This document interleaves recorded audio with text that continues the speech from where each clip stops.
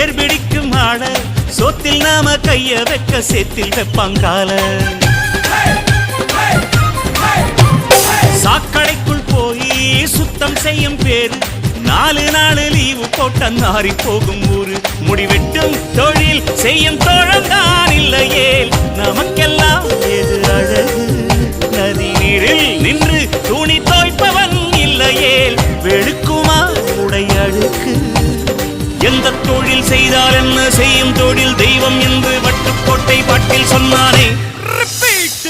சக்தி எல்லாம் ஒன்று சேர்ந்தாரே